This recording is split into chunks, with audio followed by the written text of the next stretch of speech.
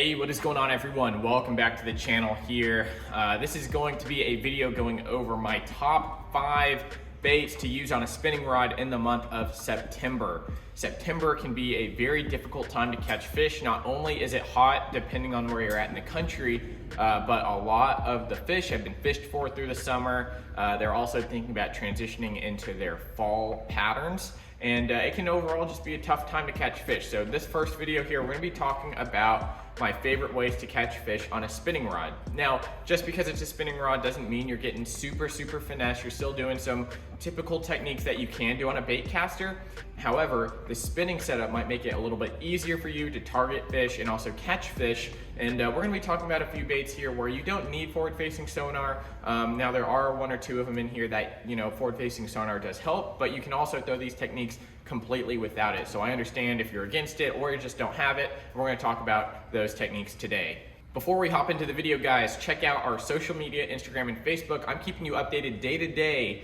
Everything that goes on here at the store. Maybe I'm out on the water doing some awesome techniques and stuff like that. And you can follow us along at Lake Pro Tackle, Instagram and Facebook, guys. And if you're new here on the YouTube channel, thank you for hopping in on this video. We really appreciate it. Lake Pro Tackle, we've got a whole bunch of exclusive rods, reels, and tackle, and overall just a big selection of stuff to choose from online and in-store. You can come see us in North Texas. So we really appreciate everyone that stops by the shop here and decides to hang out with us. So let's go ahead and hop into my top 5 baits on a spinning rod for the month of September.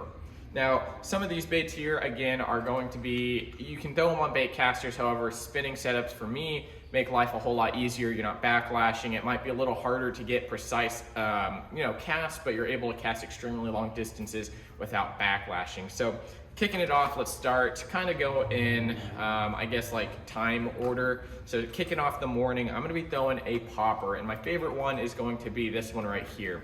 Now this KVD Splash topwater popper I've been throwing it forever. This is one of my standard go-to poppers, especially in the late summer, early fall time. It's got a feathered treble hook. Overall, it's got pretty good hooks and hardware on it, and it's very loud. The popping action on this splash is extremely enhanced thanks to the cupped lip and the way the bait's designed. So as the bait sits in the water and as you pop this popper with a spinning rod, and we're gonna get into my rod lengths and my lines and all that here in a second, but the popper itself is super amazing at generating a big splash and attracting bass from a long way away.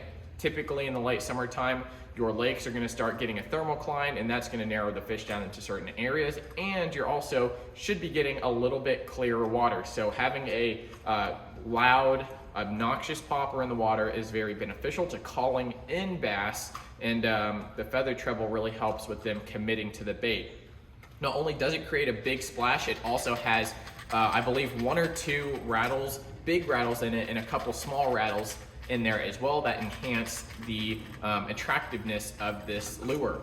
Now, my typical go-to pattern for this is just gonna be the Sexy Shad, and this one here, super great topwater bait. Now, when it comes to poppers, like I said, that one is probably my favorite. Another great one, a little more finessey, is going to be a Yellow Magic in the 1/2 ounce.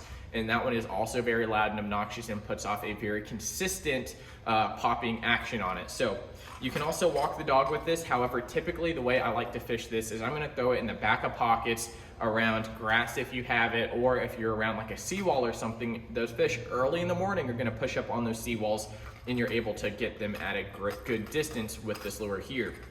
Typically with that popper, I'm gonna be throwing around 10 to 15 pound braided line on a 7-foot to around a 7'2" medium spinning rod.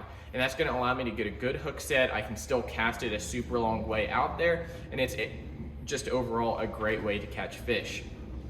Next up, we're gonna talk about another hard bait, and this is the second hard bait I'm gonna talk about. And if you don't know, you do now. The Megabass IXI Type 3 is super amazing at generating bites. Now, if you're familiar with something like a Rapala Shad Wrap or something like that, this minnow style crankbait here is very finessey.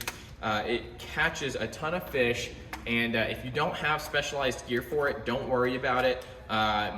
You can check everything out at lakeprotackle.com, and I've got a few rods and reels to recommend to you. All right, so there's a whole lot of things that go into this bait here. So the IXI Type 3 doesn't dive as deep as a TX. This one gets around 2.3 meters, so around 6 to 7 foot down there, and it has the LBO2 system in it. So this allows for effortless casting on a spinning rod.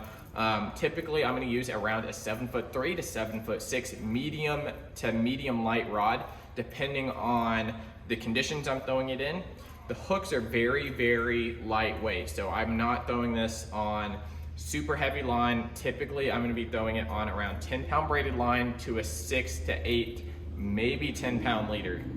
This bait here, again, it dives to 2.3 meters, which is around 6 to 7 foot, which is a great depth for fish in the late summertime. They're gonna get up there, thermoclines are starting to form around 10 foot, and they don't wanna be super, super deep anymore. So the LBO Type 3 and Ghost Shad is probably one of my favorites. Another one would be Wakasaki, if you can find it, but this one here is super amazing at generating bites. Let me grab my favorite rod that I like to throw this on, and I'll be right back. So overall, throwing something like that at IXI Shad in the Type 3 and even the TX, which goes a little bit deeper, my favorite rod would probably have to be this one right here. This is a Steez the One. It's definitely a high dollar rod.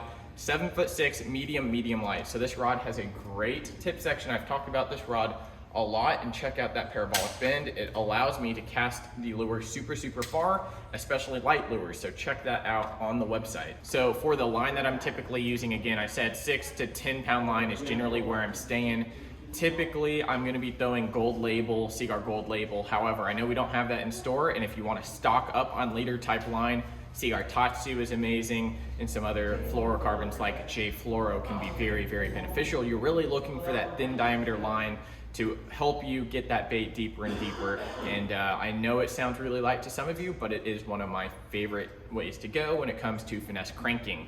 Next up, we're gonna talk about a technique that a lot of people still don't do here in the US, and that is a free rig. So we did do a Japanese order, and we got some decoy sinkers here. Now these are called the TX Dan sinkers, and what's cool about these is that they have a little insert on the bait itself, and it allows you to have the weight slide up and down the line very effortlessly, creating a free rig.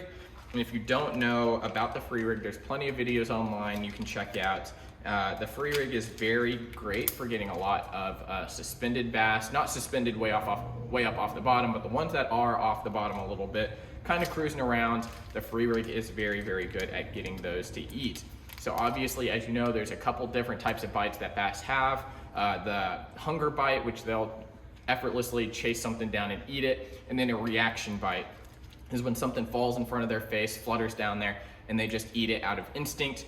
The free rig allows you to keep your bait in one area and allows you to have multiple chances at a reaction bite. So the TX Dan sinkers and my favorite spear point hook are an excellent match together, and one of my favorite baits to throw in the fall time on a spinning rod. It's not a big bodied bait, and I've talked about it a lot. The 3-inch Maxent Chigger Craw by Berkley is by far one of my favorites. The claws are really, really good at creating a lot of action, and as you stroke the free rig up, it's going to allow you to have a lot of external action, as well as that Maxent smell. It's just going to aid you in catching a lot of fish. So typically with the free rig, I like something that has a ton of action and has a lot of drag, because it's going to keep the bait up, and that sinker is going to fall down and allow that bait to flutter in that fish's face. A bunch of other hooks that we have, like haymakers and a 1/0, are going to be great for something like the Chigger Craw. Another great bait would be even just a ribbon tail worm, and you can catch a ton of fish doing that in this late summer, September time frame. Typically, I'm going to be using a lot heavier rod than the one for the last one, and it's going to be around a 7'2" to 7'4", medium to medium heavy rod with a faster tip on it.